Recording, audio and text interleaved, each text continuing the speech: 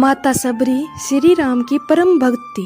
उन्होंने भगवान श्री राम का कई वर्षों तक इंतजार किया।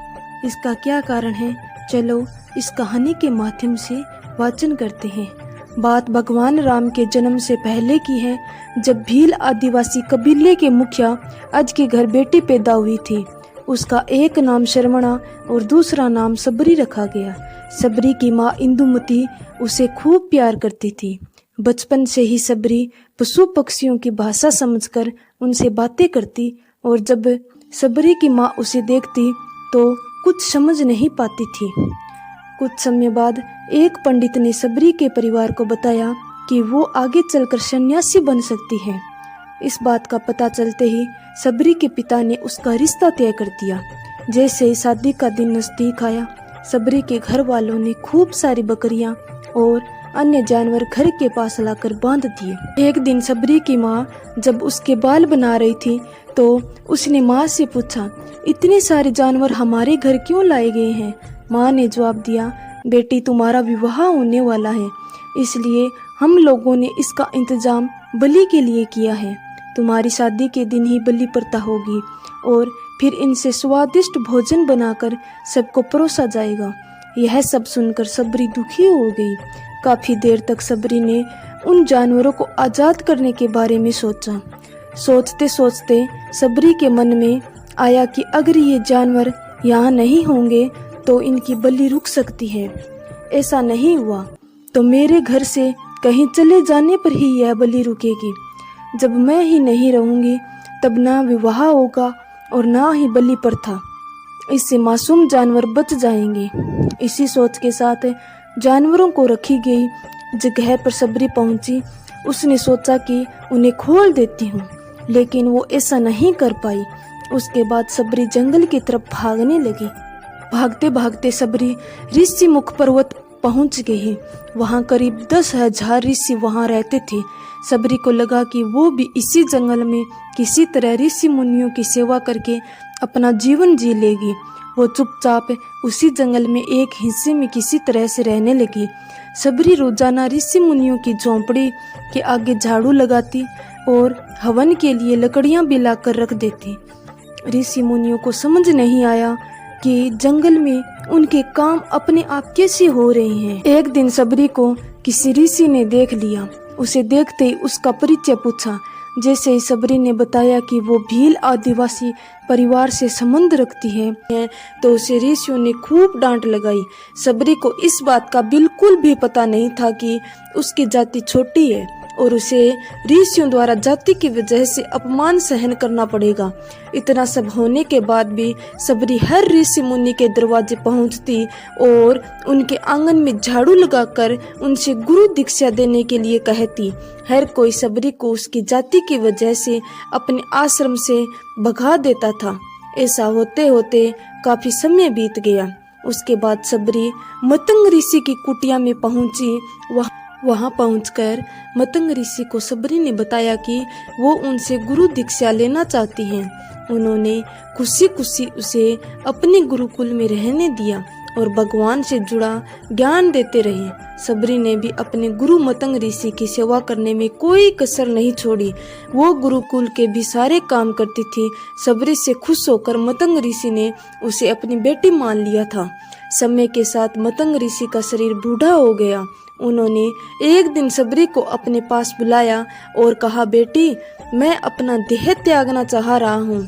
बहुत साल हो गए हैं इस शरीर में रहते रहते। सबरी ने दुखी मन से कहा, आपके ही सहारे मैं इस जंगल में रह पाई हूँ। आप ही चले जाएंगे तो मैं जिक्र क्या करूँगी। आप अपने संग मुझे भी ले जाइए, मैं भी देह त्याग दूंगी। मतंग ऋषि ने जवाब दिया, बेटी, तुम्हें चिंता करने की कोई जरूरत नहीं है। राम तुम्हारी चिंता करेंगे और ध्यान भी रखेंगे। सबरी ने राम का नाम सुनने के बाद पूछा, वो कौन है और उन्हें मैं किस तरह से ढूंढूंगी? मतंग ऋषि ने बताया, राम कोई और नहीं, भगवान है। वो तुम्हें सारे अच्छे कर्मों का फल देंगे। तुम्हें उन्हें ढूंढने की कोई जरूरत नहीं है। वो एक दिन खुद तुम्हें खोजते हुए इस कुटिया में आएंगे और तुम्हें उनके हाथों ही मोक्ष मिलेगा। तब तक तुम इसी आश्रम में रहो। इतना कहते ही मतंग ऋषि ने अपना शरीर त्याग दिया। सबरी के मन में मतंग ऋषि के जाने के बाद से एक ही बात थी कि भगवान राम स्वयं उससे मिलने आएंगे। वो रोज भगवान राम से मिलने के लिए बाग से अच्छे अच्छे फूल लाकर पूरा आश्रम सजाती और भगवान के लिए बेर तोड़ कर लाती। भगवान के लिए बेर चुनते हुए सबरी उन्हें चख लेती थी ताकि भगवान वो सिर्फ मीठे बेर ही दे। रोजाना सबरी इसी तरह भगवान के दर्शन की आस में फूल और बेर इकट्ठा करती रहती थी। इसी तरह इंतजार में कई साल बीत गए। सबरी का शरीर एकदम वर्द हो गया। एक दिन आश्रम के पास के ही तालाब में सबरी पानी लेने के लिए गई। तभी पास के ही एक ऋषि ने उसे अछूत कहते हुए वहां से भागने के लिए कहा और एक पत्थर मार दिया। वो पत्थर जब सबरी को लगा तो उसे चोट लगी और खून बहने लगा। बहते हुए खून की एक बूंद उसी तालाब के पानी में गिर गई। तभी पूरा तालाब का पानी खून में बदल गया। ये सब होता देखकर ऋषि ने सबरी को ही डांटा और कहा कि पापिन, तुम्हारी वजह से पूरा पानी खराब हो गया है। रोज ऋषि उस पानी को साफ करने के लिए अपनी कई तरह की विधियों का इस्तेमाल करते। कई सारे जतन करने के बाद भी कुछ नहीं हुआ।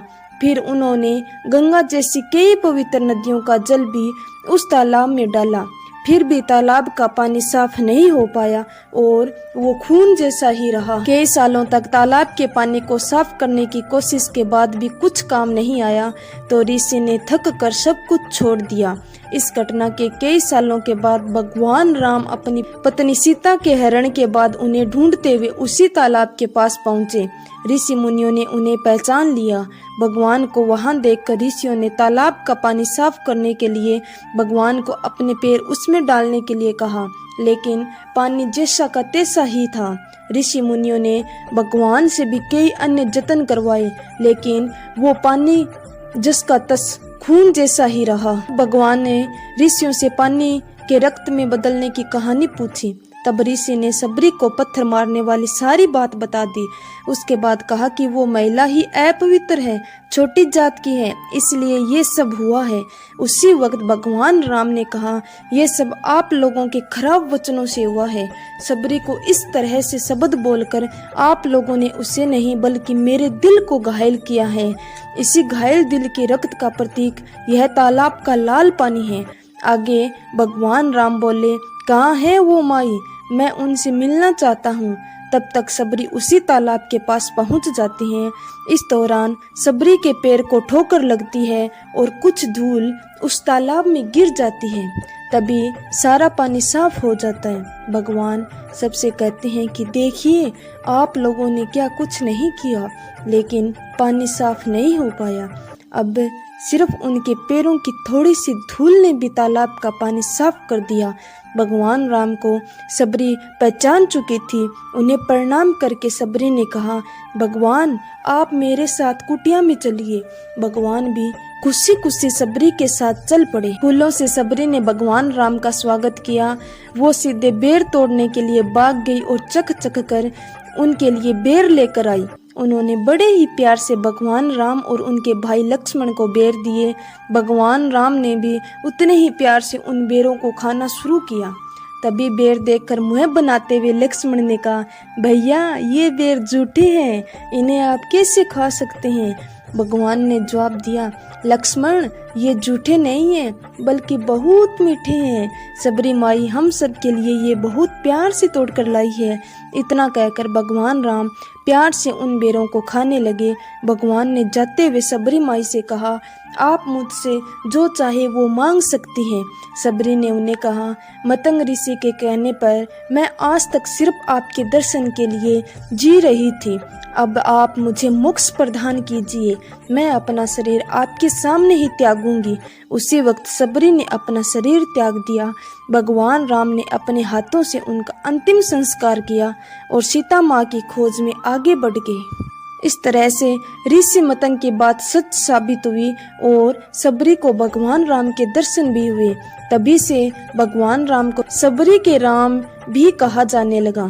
सीख सच्ची श्रद्धा हो तो भगवान के दर्शन जरूर होते हैं। अगर आपको माता सबरी और भगवान राम के मिलन की यह कहानी अच्छी लगी हो तो वीडियो को लाइक करना और चैनल पर पहली बार आए हो तो सब्सक्राइब करना।